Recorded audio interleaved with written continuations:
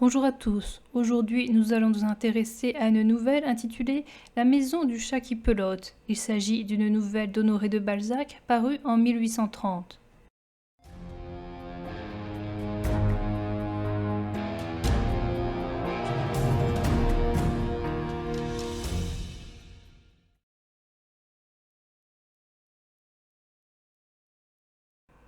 Un jeune homme se tient devant une maison à colombage de plusieurs étages. Sur le bâtiment, il y a un tableau représentant un chat qui pelote, ainsi que les inscriptions Guillaume, successeur de sieur Chevrel. À une lucarne, 3 commis lancent de la poudre blanche sur l'inconnu. À un autre étage, il voit enfin la jeune fille qu'il était venu voir. Au moment où elle se retire de la fenêtre, le magasin qui s'appelle La maison du chat qui pelote s'ouvre. Il s'agit du magasin de Monsieur Guillaume qui est un marchand drapier très habile. Monsieur Guillaume voit l'inconnu regarder sa maison et il pense qu'il veut lui voler sa caisse. Quand le premier commis qui s'appelle Joseph Lebas sort pour voir ce que l'inconnu regarde, le jeune homme part. Monsieur Guillaume pense donner à Joseph sa première fille, Virginie, alors que Joseph préfère Augustine. Mademoiselle Virginie est laide, mais elle est douce et patiente. Augustine est la plus jolie des 2 sœurs. Toutes deux sont élevées pour faire du commerce et pour tenir un ménage. Elles ont reçu l'éducation autoritaire de leur mère. Il n'y a qu'Augustine pour remarquer un vide à cette existence. Augustine ne veut pas se marier avec Joseph, mais Virginie s'intéresse à lui. Monsieur Guillaume pense offrir sa fille aînée à Joseph, car lui-même s'est marié avec la fille de son patron lorsqu'il était commis. Il y a quelque temps de cela, Théodore de Sommervieux, qui est le jeune homme du début de la nouvelle, est passé une nuit devant la maison du chat qui pelote. Il a assisté à une scène de dîner avec la famille.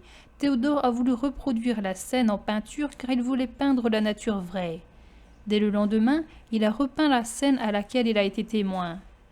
Il a également réalisé un portrait d'Augustine qui n'a pas posé pour lui, mais uniquement grâce à ses souvenirs. Un ami nommé Giraudet est venu et il lui a dit que les gens n'étaient pas encore prêts à voir de telles toiles. Elles ont tout de même été exposées et ça a été un grand succès. La cousine d'Augustine, qui s'appelle Madame Rogouin, est venue prévenir la famille Guillaume des 2 toiles exposées au Louvre. Augustine et sa cousine y sont allées. Augustine se reconnaît dans le portrait et Théodore lui parle. Il lui dit que c'est l'amour qui l'a inspiré. Augustine veut faire sortir sa cousine, mais les mouvements de la foule la conduisent au second tableau. Augustine revoit l'artiste. Elle ressent un mélange de malaise et de joie. Elle est reconduite jusqu'à sa voiture par Théodore. Augustine se fait passer pour souffrante.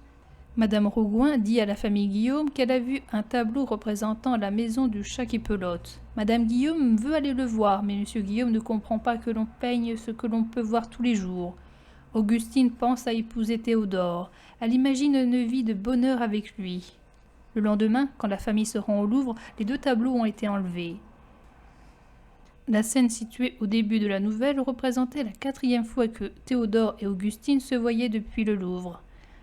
Faire la cour à Augustine n'est pas une chose aisée, car la jeune fille est très surveillée par ses parents. Il y a des échanges de lettres par le biais d'une servante. Ils se laissent des messages à l'aide de signaux.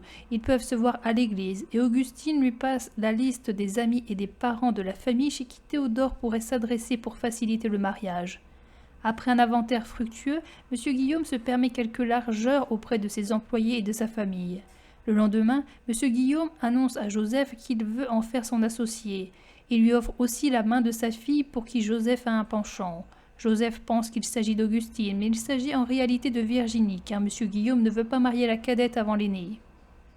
M. Guillaume, Madame Guillaume, Virginie, Augustine, Joseph et un commis vont ensemble à l'église pour aller à la messe.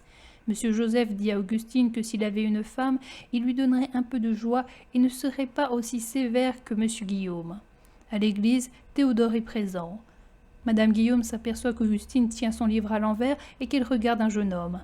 De retour à la maison, Augustine est envoyée dans sa chambre et les 2 adultes parlent ensemble. Virginie, en entendant parler ses parents, apprend que Joseph voulait se marier à Augustine. Les 2 parents ne veulent pas qu'Augustine épouse Théodore, car les peintres ont mauvaise réputation. Selon eux, ils sont dépensiers et mauvais payeurs. Madame Rogouin vient et elle dit que Théodore est un homme riche promis un bel avenir et que des femmes nobles s'intéressent à lui. Monsieur Guillaume finit par accepter le mariage, bien qu'il pense que pour bien s'entendre sur le long terme, la femme et l'homme doivent appartenir à la même classe sociale. À 6h30, la famille Guillaume, Joseph et Théodore sont tous réunis chez les Guillaume. Les mariages se feront comme suit. Théodore épousera Augustine et Joseph épousera Virginie. Théodore offre aux parents le tableau de la boutique. Monsieur Guillaume place Augustine sur ses genoux et il lui donne des conseils concernant l'argent. Quelques mois plus tard, les deux sœurs se marient le même jour. Le mariage d'Augustine a plus de faste. Monsieur et Madame Guillaume restent dans leur hôtel. Joseph et Virginie habitent dans la maison du chat qui pelote et Théodore et Augustine habitent dans un appartement. Le couple d'Augustine vit heureux durant la première année. Elle tombe enceinte et elle s'occupe de son fils. Durant ce temps-là, Théodore reprend son travail de peintre et il renoue avec le monde, et notamment avec la duchesse de Carigliano. Après 2 ans et demi, le véritable caractère de Théodore refait surface. Il s'aperçoit que sa femme a les idées étroites et dit à ses œuvres que c'est bien joli sans aucune conviction. Elle ne comprend pas l'art et elle est trop terre à terre. Théodore espère qu'Augustine change au contact d'artistes, mais ce n'est pas le cas. Augustine se sent aussi mal dans cette relation. Le mal-être psychologique entraîne un mal-être physique.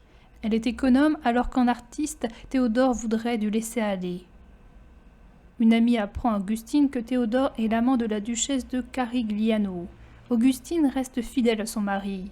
Elle finit par reconnaître qu'il y a des mésalliances d'esprit aussi bien que des mésalliances de mœurs et de rang. Elle décide de s'instruire dans le domaine de l'art. Elle parvient à le comprendre, mais elle ne parvient pas à le créer. Elle décide d'aller chercher conseil auprès de sa sœur et de son beau-frère.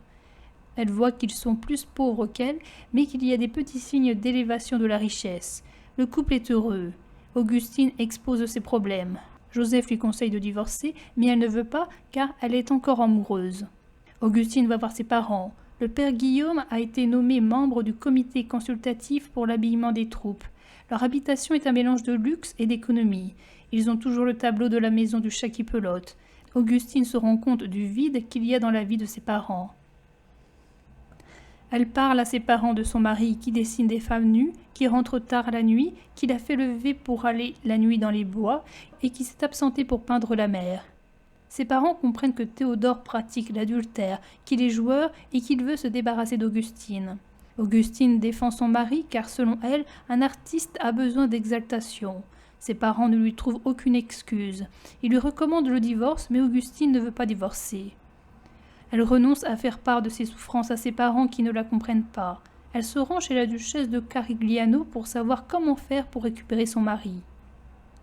Rien qu'à la décoration, Augustine devine que cette femme est supérieure à elle et que c'est la raison pour laquelle elle est la maîtresse de son mari. Les deux femmes se rencontrent.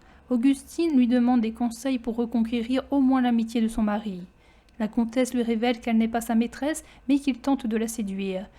Elle lui conseille de ne pas épouser les hommes supérieurs, de refuser quelquefois des choses à Théodore et de ne pas lui montrer à quel point elle l'aime. Il faut gouverner son mari pour être respecté de lui. La comtesse lui offre un moyen d'enchaîner son mari en lui redonnant son portrait que Théodore lui a offert. Augustine revient chez elle et elle met le portrait dans la chambre. Son mari revient tardivement. Quand il va dans sa chambre, il voit le tableau. Après avoir appris que la comtesse l'a rendu, il veut se venger de la comtesse. Le lendemain, Madame Guillaume vient voir sa fille qui est dans un état déplorable. Le tableau est en miettes. Augustine meurt à 27 ans. Un ami passe à sa tombe et il se fait la réflexion que les fleurs des vallées ne sont pas faites pour être plantées près des cieux. La grande morale de cette histoire est qu'il ne faut pas marier deux personnes qui appartiennent à des classes différentes. Dans cette nouvelle, il s'agit d'une fille d'un commerçant et d'un artiste aristocrate. L'amour et la vertu pourront faire fonctionner le couple un temps, mais ils ne sont pas les ingrédients pour faire tenir un couple dans le long terme. La naissance entre les deux jeunes gens n'est pas la même. Le père d'Augustine était commis auprès de M. Chevrel. Le père de Théodore était chevalier. Il y a une différence de fortune. La richesse de Théodore vient de l'argent qui se déplace, donc de placement. La richesse de M. Guillaume se situe dans l'économie. Pour M. Guillaume, l'argent est plat pour qu'on l'empile, tandis que pour Théodore, il est rond pour qu'il roule. L'éducation n'est pas la même. Le jeune homme paraît ne pas en avoir. Augustine reporte son éducation dans son couple. Cela se voit dans la manière d'être économe ou d'être incapable de créer du beau. L'éducation financière n'est pas non plus la même. Le jeune homme dépense sans compter. Augustine économise et elle raccommode le linge. Augustine est aveugle, déjà à cause de son éducation. C'est peut-être aussi inné. Personne ne la met au courant de quoi que ce soit. Avant son mariage, les seuls conseils de son père portent sur les conseils financiers. Cependant, sa famille est elle aussi aveugle. La maison est d'un goût douteux. Il y a Virginie qui ne voit pas que Joseph aime sa sœur. Monsieur Guillaume pense que Théodore regarde sa maison car il veut voler sa caisse. Monsieur Guillaume pense que son commis est amoureux de Virginie. Cette famille n'a qu'une vision commerciale de l'existence. Symboliquement, Théodore leur remet une image du commerce contre leur fille. Augustine n'était pas faite pour ce mariage, mais elle n'était pas non plus faite pour rester à la maison où elle ressent un vide. Ce dernier est ressenti encore plus fortement quand elle revient chez ses parents pour leur faire part de ses malheurs. Sa famille n'est pas capable de lui donner des conseils dont elle a besoin, car Augustine est incapable de divorcer de son mari puisqu'elle l'aime encore. Les conseils donnés par la comtesse ne peuvent pas être suivis par Augustine, car elle est incapable de tromper quiconque. Il lui faudrait des conseils de quelqu'un qui lui ressemble, c'est-à-dire des conseils d'une femme qui a changé de classe sociale, mais il n'y en a pas. Augustine est tiraillée entre deux situations. Elle n'est pas dans sa catégorie d'appartenance et elle n'appartient pas à la catégorie sociale de son mari. Face au mariage désastreux, nous avons un autre type de mariage, c'est-à-dire celui qui est fait avec des personnes de classe égale. C'est le cas du mariage entre Joseph et Virginie et entre Monsieur et Madame Guillaume. Ce sont des mariages sans passion, mais sans catastrophe. Ce sont des mariages qui tiennent dans la durée et qui permettent de connaître la félicité. Augustine mit un doigt sur ses lèvres pâlies, comme pour implorer de sa mère un moment de silence. Pendant cette nuit terrible, le malheur lui avait fait trouver cette patiente résignation qui, chez les mères et chez les femmes aimantes, surpasse, dans ses effets, l'énergie humaine et révèle peut-être dans le cœur des femmes l'existence de certaines cordes que Dieu a refusées à l'homme. Une inscription gravée dans un cippe au cimetière Montmartre indiquait que Madame de Sommervieux était morte à 27 ans. Un poète, ami de cette timide créature, voyait, dans les simples lignes de son épitaphe, la dernière scène d'un drame. Chaque année, au jour solennel du 2 novembre, il ne passait jamais devant ce jeune marbre sans se demander s'il ne fallait pas des femmes plus fortes que ne l'était Augustine pour les puissantes étreintes du génie. Les humbles et modestes fleurs, écloses dans les vallées, meurent peut-être, se disait-il, quand elles sont transportées trop près des cieux, aux régions où se forment les orages, où le soleil est brûlant.